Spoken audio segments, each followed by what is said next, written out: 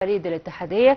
Il s'agit d'un renouvellement presque complet avec 22 changements au total, parmi eux des portefeuilles très importants tels que la défense, le ministère des Affaires étrangères, des finances, de l'électricité, de la santé, de l'éducation. Bref, on va parler de ces portefeuilles avec Madame Farida Choubechi, journaliste et membre du Parlement égyptien. Madame Farida, bonjour. Bonjour à vous et à tous vos téléspectateurs. Bonjour. Bonjour. Alors, on va parler de ce nouveau gouvernement. Le président l'a dit, deux secteurs sont en priorité, celui de la santé, celui de l'éducation. Le fait que le président insiste sur ces deux portefeuilles et qu'il dise que la priorité sera d'alléger des problèmes des citoyens qui pèsent sur les citoyens, c'est de reconnaître qu'il y avait une crise dans le pays et c'est aussi une volonté de vouloir faire mieux que précédemment. Évidemment, ça c'est vrai. Tout le monde l'a senti et tout le monde a, comment dire, a fait, tout le monde a senti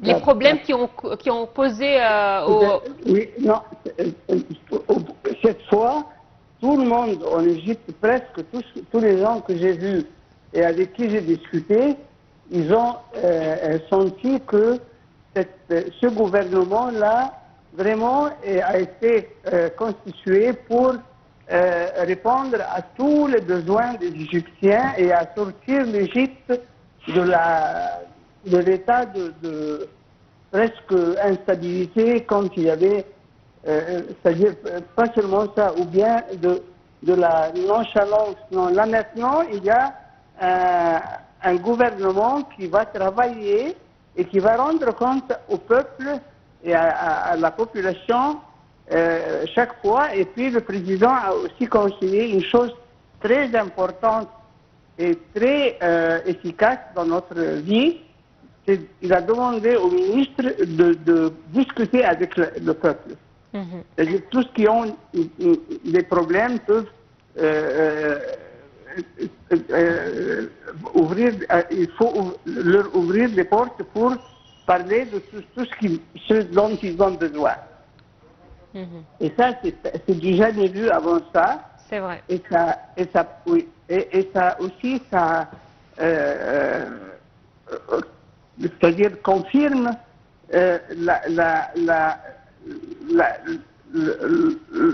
l'événement majeur dans notre pays, qu'il y a des ministres qui vont servir le pays, pas fermer les portes et rester dans leur bureau sans bouger.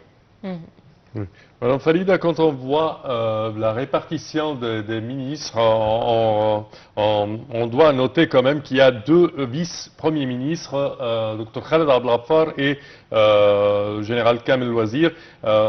Comment voyez-vous cela et surtout que M. Kamel Wazir a reçu en plus du ministère des Transports le ministère de l'Industrie? Évidemment, ça aussi c'est un événement très important parce que d'abord il y a l'intérêt pour la santé du peuple égyptien et ça c'est très important avec le docteur Khaled Abdel Ghaffar.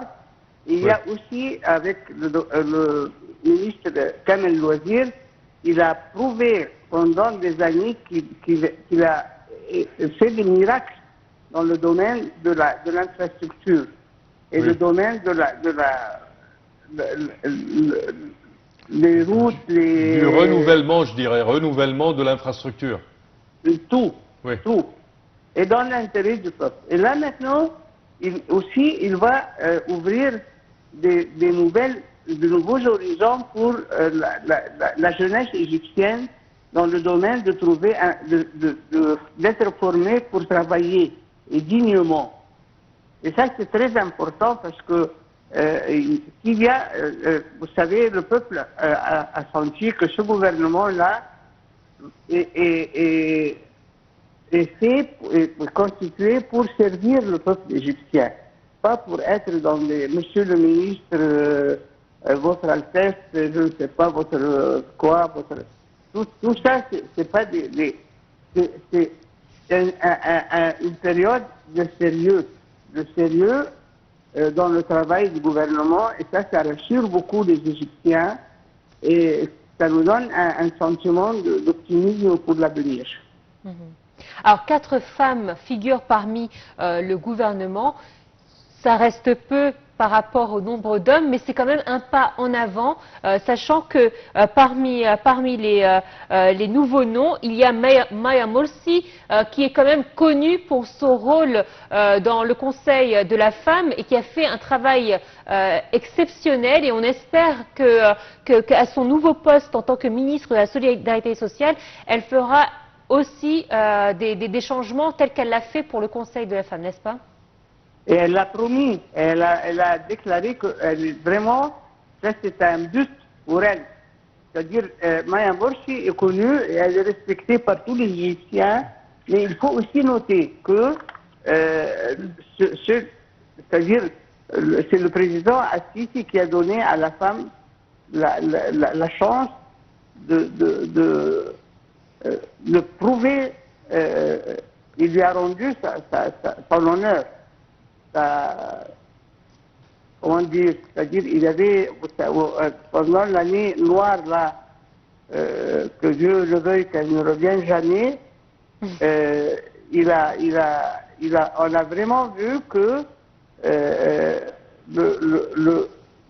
la femme a retrouvé sa dignité et a retrouvé son honneur, la reconnaissance de son rôle dans la vie égyptienne, comment elle a élevé les enfants, la jeunesse qui a protégé l'Égypte de la discrimination, et c'est quelque chose de vraiment qui donne beaucoup d'espoir. C'est vrai. Oui, parce que la femme, elle peut être aussi, elle peut être très capable et très intelligente et très c'est-à-dire intéressée pour accomplir son travail. Comme vous l'avez cité, Dr Maya Morsi, c'est un exemple formidable et reconnu par tout le monde, et nous espérons qu'il n'y aura jamais maintenant, dorénavant, d'ailleurs, il n'y aura pas de femmes et d'hommes, il y aura des Égyptiens capables ou non. C'est vrai. C'est ça le problème. Et ça, on l'attendait. Parce que quand on paralyse la moitié du peuple sous des conceptions atroces comme la femme est un être inférieur, non, ça c'est maintenant, elles ont occupé des ministères très importants, et c'est très important ça pour nous. Oui.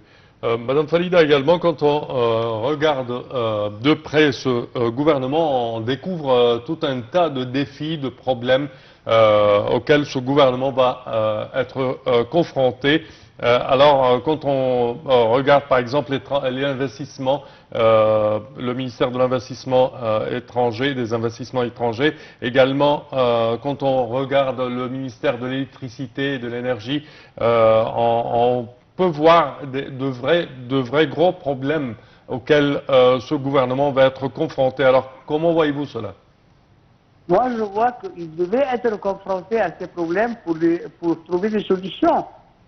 C'est-à-dire le fait de fermer les yeux et de boucher les oreilles sans entendre les cris du peuple, ça c'était très dangereux pour notre pays.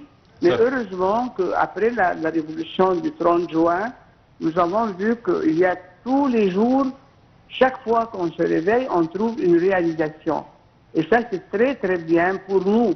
C'est-à-dire que ça propage une confiance et une sécurité formidable. Et ça, c'est vraiment ce qu'on attend, que tout le monde maintenant a un très grand espoir que ce gouvernement-là va servir l'Égypte et va sortir l'Égypte de plein de difficultés et qu'elle prenne sa place dans le monde.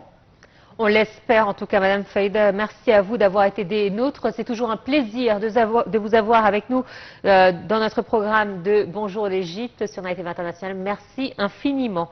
Une courte pause et on se retrouve tout de suite après.